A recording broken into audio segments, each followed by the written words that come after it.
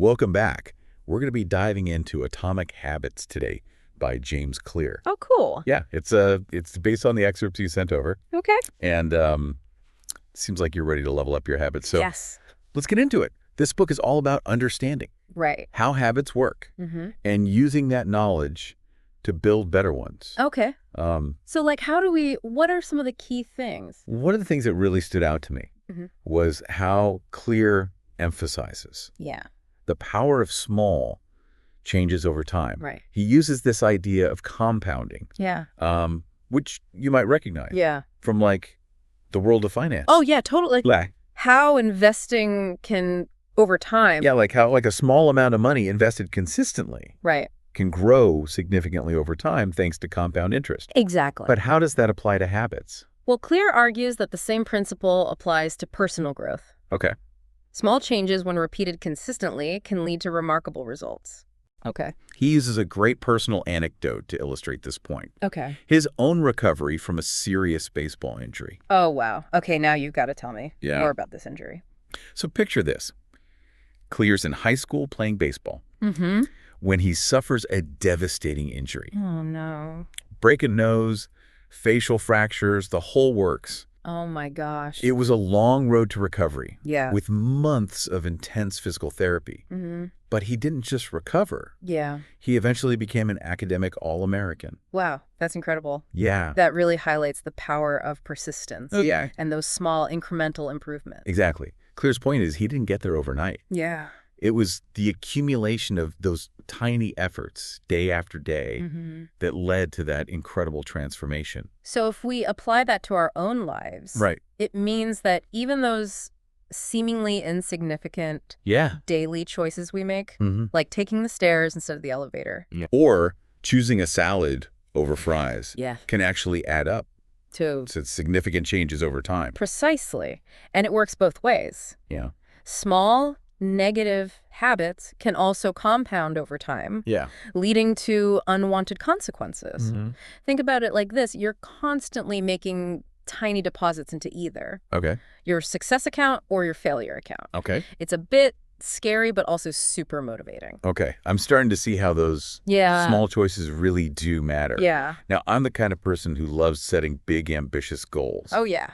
But Clear actually suggests shifting our focus Interesting. from goals to systems. This is systems. Can you unpack that for me? Yeah, that's a key distinction in the book. Yeah. Think of it this way. Goals are about the results you want to achieve, Okay.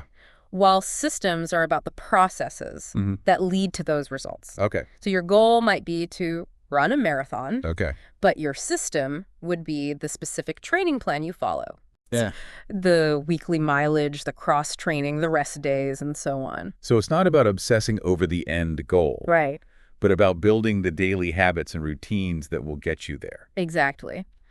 Cleary argues that focusing on systems is more effective Okay. for long-term success for a couple of reasons. Okay. Firstly, it's about addressing the root cause, not just the symptom. Right. Imagine you have a leaky faucet. Okay. You could keep mopping up the water, Right. but fixing the leak itself is a more permanent solution. Right. Similarly, when you solve problems at the systems level, you create lasting change. Okay, that makes sense. Yeah, But I'm guessing there's another reason why systems are so powerful. you're right.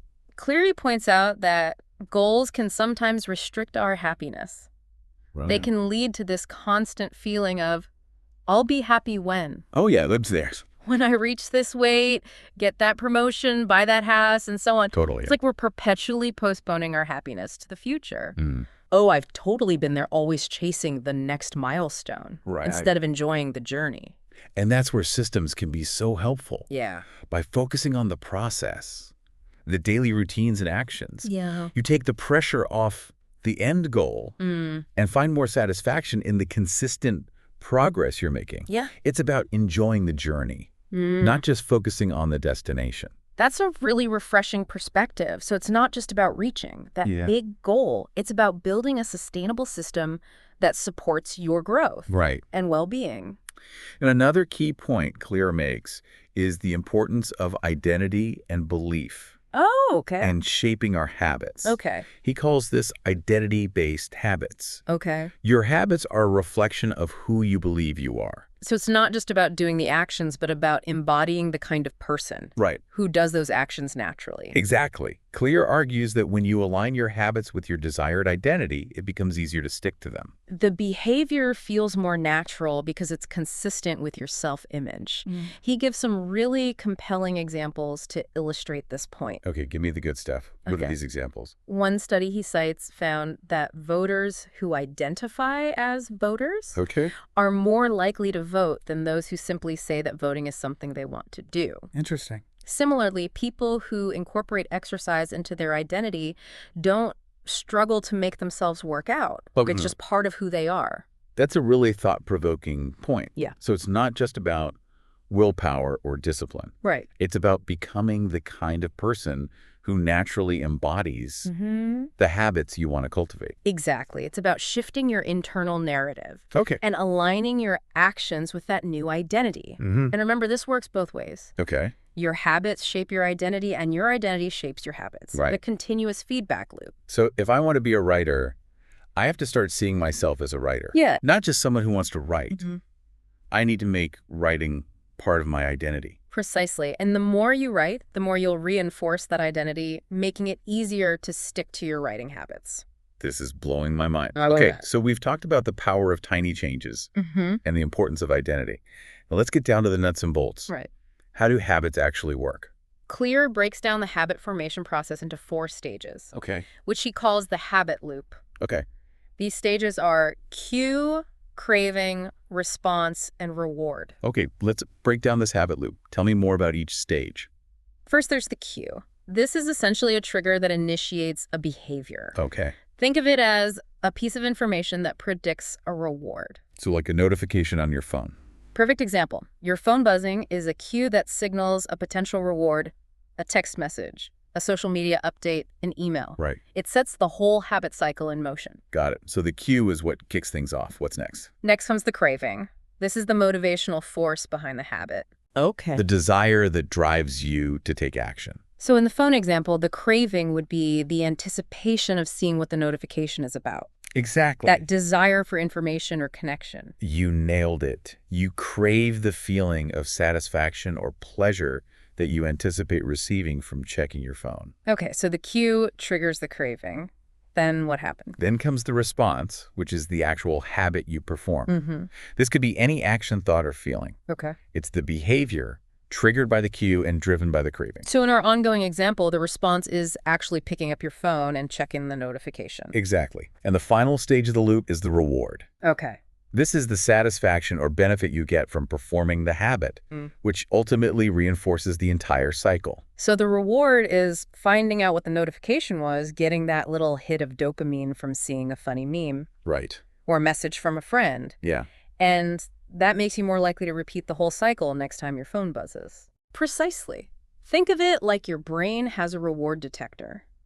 It seeks out and repeats actions that deliver pleasure or satisfaction. That explains why bad habits can be so hard to break. They often provide those immediate rewards, even if there are negative consequences down the road.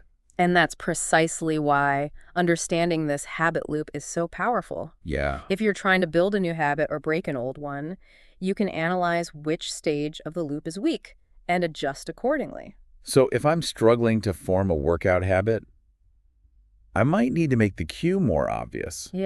Like laying out my workout clothes the night before. Or I could find a way to make the reward more immediate and satisfying. Like listening to my favorite podcast while I exercise. That's the idea. By understanding the mechanics of the habit loop, you can hack the system to make it work for you. This is fascinating. But how do we actually figure out what our current habits are? They often operate on such an unconscious level. That's where the habit scorecard comes in, which Clear describes as a way to raise your awareness of your current behaviors. It's inspired by the point-and-call system used by the Japanese railway system. Wait, their railway system? Yes. I'm not sure I follow the connection to habits. It might seem strange, but there's a brilliant logic to it. You see, Japanese railway conductors have this practice of pointing at different objects and calling out their names as they perform their tasks. It might seem a bit odd, but it drastically reduces errors because it forces them to be more mindful of each action. I'm starting to see the analogy. By verbalizing what you're doing, Yeah, you're less likely to make a mistake. exactly. And Clear suggests applying the same principle to your personal life with the habit scorecard. Okay, so how does that work in practice? It's pretty straightforward. Okay. You start by listing your daily habits, noting the cue, routine, and reward for each. Okay. Then you use honest labels to categorize your habits as good, bad, or neutral. So if I were to write down, after I wake up, I check my phone, the cue would be waking up. Right. The routine would be checking my phone. Yeah. And the reward would be that hit of novelty and connection. Exactly. And I'd probably label that a bad habit. Yeah. Or at least a neutral one. Perfect example. The key is to bring those unconscious habits to a conscious level. Right. You can't change what you're not aware of, right? Anyway. It's like shining a light on those automatic behaviors we often don't even realize we're doing. Totally. Once those habits are out in the open, we can start making intentional choices about which ones to keep, change, or eliminate. Right. Now that we've identified our habits, what are some strategies for actually building new ones? One of the most clever strategies Clear offers is called habit stacking. Ooh, habit stacking sounds interesting. Tell me more. Essentially, habit stacking is about linking a new habit to an existing one. Okay. It's like piggybacking on a behavior you already do consistently. So instead of trying to create a new habit from scratch, you're anchoring it to something you already do automatically. Exactly. Clear provides a simple formula. After current habit, I will in new habit. Okay, give me a concrete example. Let's say you want to start meditating each morning. You could stack this new habit onto an existing one, like brushing your teeth. Okay. So your habit stack would be, after I brush my teeth, I will meditate for 1 minute. Ah, I see. By linking the new habit to something you already do without thinking, you're much more likely to follow through. Right. I love how simple and practical that is. And here's a pro tip. Yeah. Make sure the anchor habit happens at the same frequency as your desired new habit. Okay. If you want to do something every day, stacking it on top of something you only do once a week won't be very effective. Makes sense. It's all about choosing that anchor habit strategically. Right. What are some other examples of habit stacking? You could stack, after I pour my morning coffee, I will write down 3 things I'm grateful for. Or, after I finish lunch, I will go for a 10-minute walk. The possibilities are truly endless. I'm already thinking about all the new habits I could stack onto my existing routines.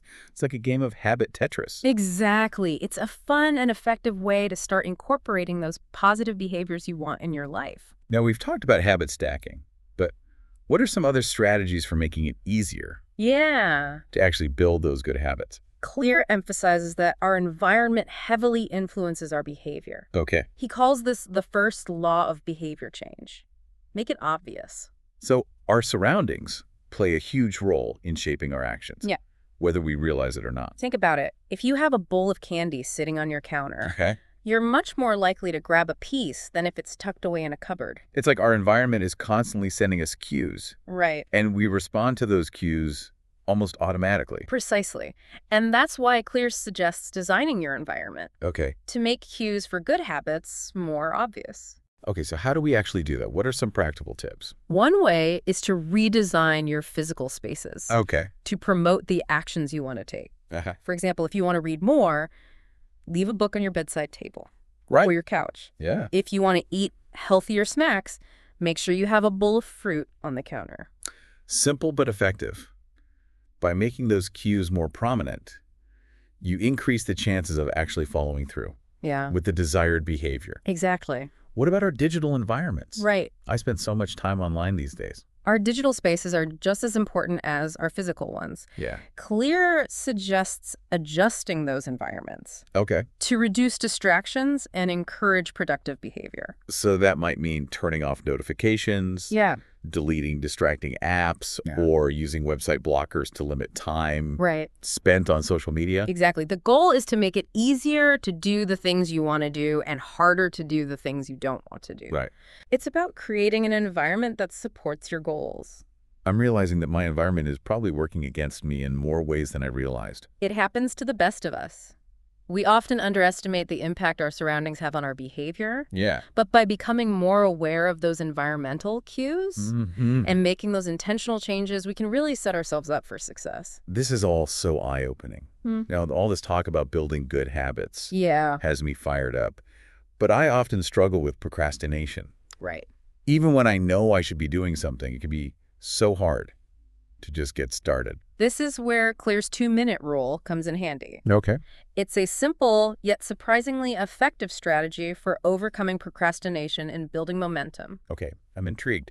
Break it down for me. What exactly is the 2-minute rule? It's incredibly simple. When you're starting a new habit, make it so easy that it takes less than 2 minutes to do. So it's about reducing that initial resistance, making that first step so small that it feels almost impossible not to do it. What are some examples? Let's say your goal is to read before bed each night using the 2-minute rule.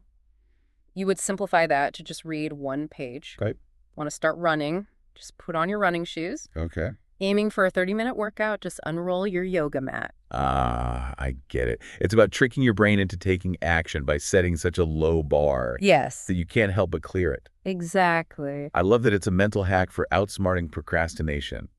Now, another thing Clear talks about is the power of social influence. Yeah. He argues that our social environment plays a big role in shaping our habits. We're wired to be social creatures. Right. We have this innate desire to fit in, to belong, and to earn the respect and approval of others. So we're constantly looking for cues from our social circles about what's considered normal or desirable behavior. Right. It's like we're influenced by the habits of the people around us, often without even realizing it.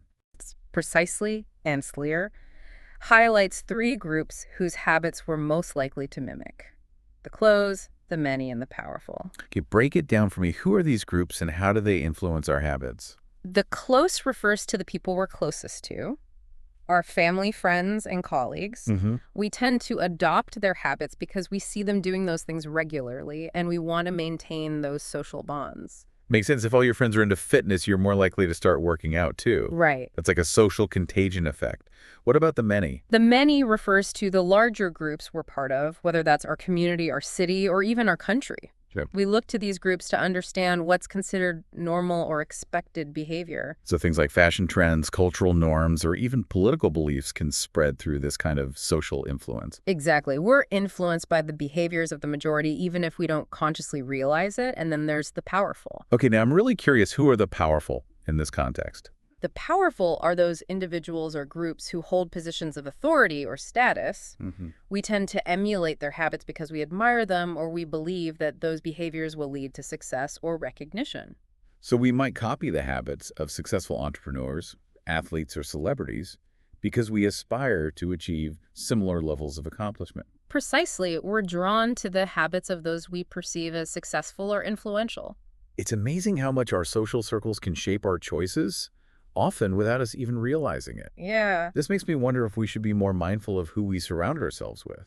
Absolutely. The people we spend time with have a significant impact on our habits and behaviors. Clear even suggests that one of the most effective things we can do to build better habits is to join a culture where our desired behavior is the norm. So if you want to be a writer, surround yourself with other writers. If you want to be more health conscious, find a community that prioritizes healthy living. Exactly. When your desired behavior is the norm, it's much easier to stick with it. That's a great point. Now, let's talk about motivation. One of the biggest challenges I face when trying to build good habits is that our brains seem to prioritize immediate rewards over delayed gratification. Yeah. It's so